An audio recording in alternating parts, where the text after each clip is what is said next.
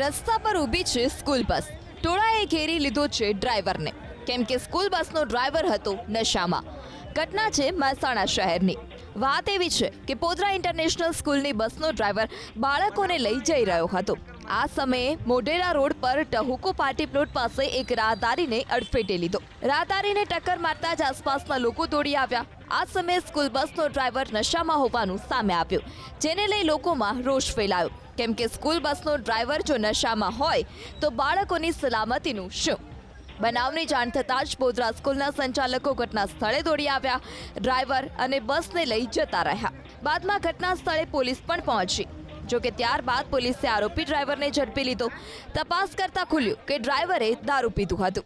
ABP અસ્મિતાની team જ્યારે શાળાએ પહોંચી તો પોદરા સ્કૂલના સંચાલકોએ ગેરવર્તન કર્યું.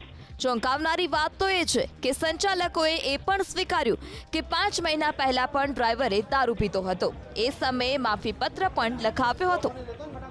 एक्शन हमने उसको बंदे को निकाल दिया और हमने कॉन्ट्रैक्टर को भी बुला लिया है. देख लीजिए, हाँ, ये हमने उनसे 5 महीने पहले लिखा के रखा है. अरे सर, वो इधर जब आया था तब उसने नशा किया ही नहीं है. रास्ते में अगर वो कुछ भी कर लेगा तो we are not responsible for that thing sir.